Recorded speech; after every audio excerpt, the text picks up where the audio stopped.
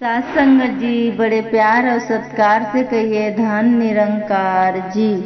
सात संगत जी, एक किसान भाई थे और वो किसान भाई ने घोड़ा जिलाया हुआ था हर्ष। वो घोड़ा जिलाया था, घोड़े का ही सहारा लेता था क्योंकि उसके पास कोई चीज की वाहन नहीं थी, कोई गाड़ी घोड़ा साइकिल नहीं था। तो हर पल हर क्षण वो अपने घोड़े का ही सहारा लेता था। किधर भी आना जाना होता था तो अपने घोड़े से ही वो करता था सब। सत्संगत जी, वो किसान का ऐसे ही कुछ दिन चलते रहा। कुछ ही दिन बाद उसका घोड़ा थोड़ा बूढ़ा हो गया। उसको नहीं ऐसा होता था कि ज्यादा बोनी का लादे उसके पीठ के ऊपर लादते थे तो उसको नहीं जमता था, फिर भी वो कर लेता था साथ संगत जी। तो फिर ऐसे ही चलते चलते उसके घोड़े को अभी ऐसा लगता था वो थोड़ी दूर पे बैठ जाता था और वो किसान भी बूढ़ा हो चुका था। तो साथ संगत जी, अभी ये देखो किसान और घोड़े से हमें कितना सारे सीख मिल रहे हैं कि कभी भी अहंकार नहीं लाना है, अपने मन में शीतलता रखना है। और हमें तो हमारे सतगुरु माता जी सिखाते हैं, ब्रह्म ज्ञानी जो होते हैं वो अहंकारी नहीं होते हैं, वो तो बहुत शीतलता से रहते हैं। वो दूसरे को भी शीतल करते हैं और खुद भी शीतल रहते हैं। साथ संगत जी, साथ संगत जी, जब भी वो किसान भाई ने एक दिन की बात है, वो अपना क्या किया, अपने घोड़े को बांध के रखा था और अपने घर में कुछ उसका काम था वो कर रहा था। तब तक उसका घोड़ा ने रस्सी से छुड़ा के और जंगल के ओर जाने लगा। फिर जाते जाते उस जंगल में थोड़ा एक खड्डा रहता है, उसका पैर खड्डे में चले जाता है, खड्डे में चले जाता है उसका पैर। और फिर वो किसान भाई के आवाज लगाने लगता है घोड़ा। किसान भाई को आवाज लगाता है क्योंकि उसकी मालिक है, तो उसके मन में ऐसा ख्याल आता है कि हमारा मालिक तो मुझे बचा लेगा। तो इसीलिए उसने आवाज लगाने लगता है। आवाज लगाते लगाते किसान भाई के कानों में जब ये आवाज जाता है वो भाग के आता है बाहर, देखता है तो घोड़ा मेरा नहीं है, कहाँ चले गया। वो भी परेशान होने लगता है, इधर उधर देखने लगा और घोड़ा नजर नहीं आता है उसको। फिर कुछ दूर अपने घर के पीछे की ओर जाने लगा। तब किसान भाई जंगल में कुछ दूरी गया तो उसको घोड़े नजर आया उसका। फिर उसको देख रहा है, हटा रहा है तो इतनी वजन है, उठ नहीं रहा है उसका घोड़ा और पैर उसकी फंसी हुई थी एक खड्डे के अंदर। तो साथ संगत जी, अभी देखो किसान क्या करता है।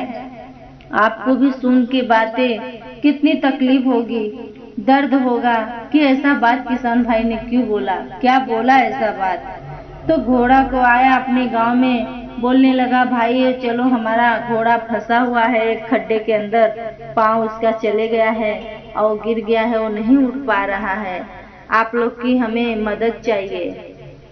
तो सत्संग जी, गांव वाले आते हैं, सब बहुत सारे अपना अपना दिमाग लगाते हैं, बुद्धि लगाते हैं, पर उनकी बुद्धि विवेक कुछ नहीं काम करता है साथ संगत जी।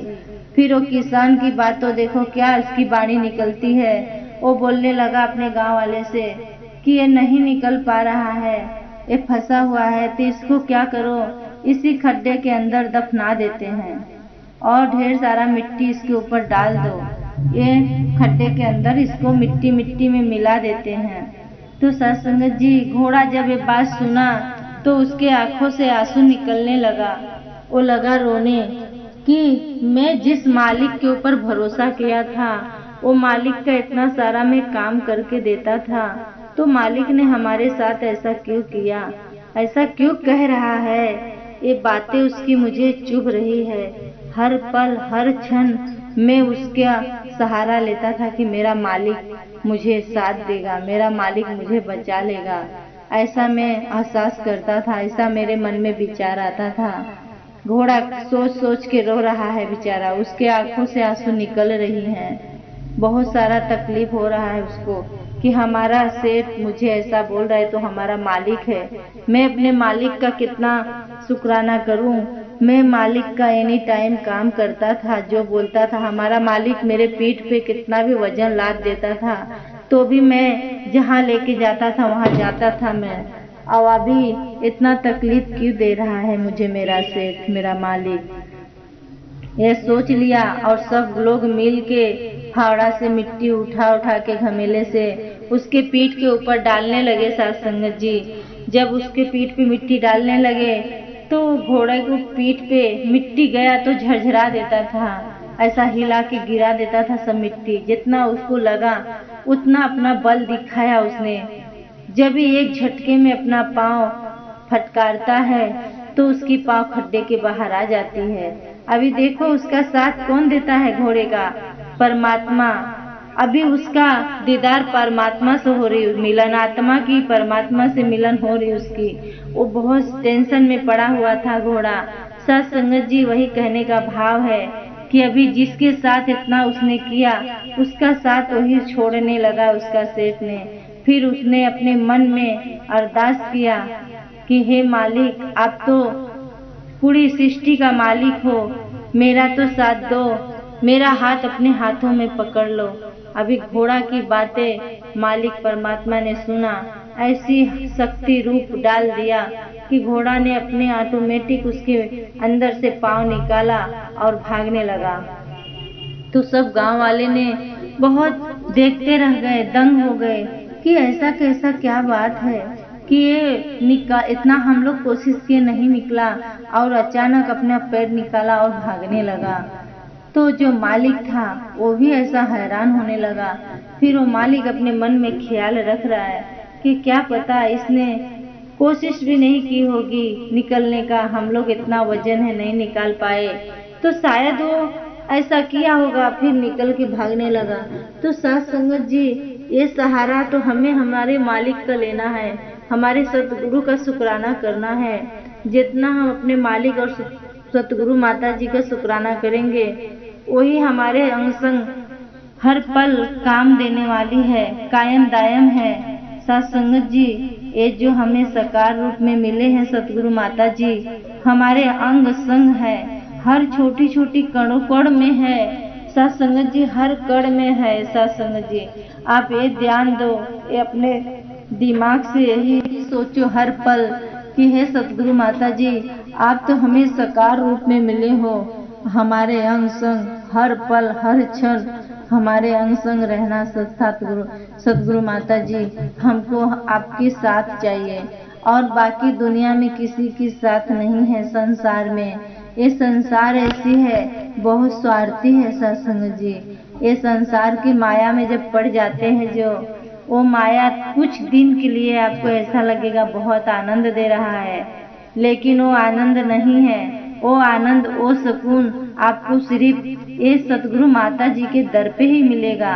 ये अपने निरंकारी भवन में ही मिलने वाला है वो सुकून, वो चैन, वो आनंद। इसीलिए कहने की भाव है सत्संगत जी कि वही कहने की भाव है सतगुरु माता जी का कि जो कुछ रहता है, राजपिता जी भी वही अपने विचारों में फरमाते हैं कि हमें तो माता जी ने चुन लिया है। लाखों करोड़ को भीड़ में रहते हैं पर माता जी ने हमें ही क्यों चुना?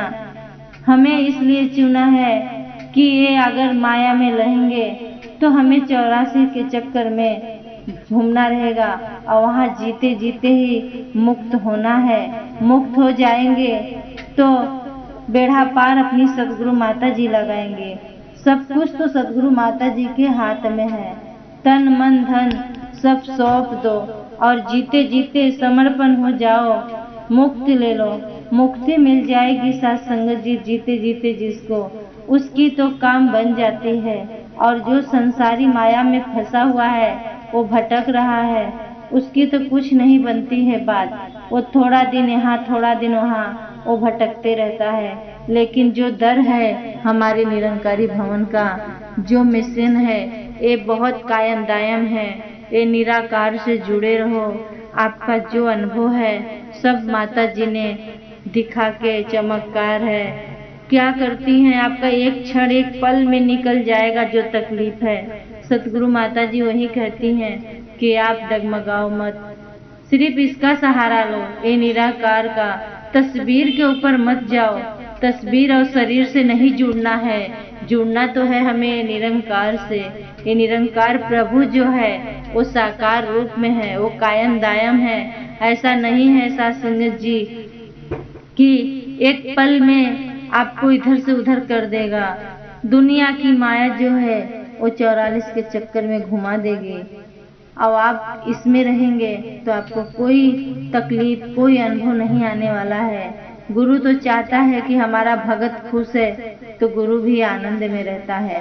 सतगुरु माता जी वही बोलती हैं, खुद में सुकून कर लो और दूसरे को भी सुकून में ला दो। जन जन के पास तक ये पहुंचा दो। हर सुकून, हर पल, हर क्षण उसे भी सुकून मिल जाए। और साथ संगत जी, जो भी दासी बोली है, बोलने में कुछ गलतियां हुआ है तो दासी को एक छोटा बच्चा समझ के बख्श लेना।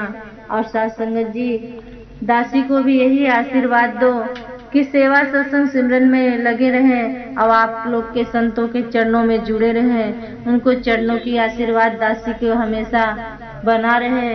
और साथ संगत जी, बड़े प्यार और सत्कार से कहिए धन निरंकार जी।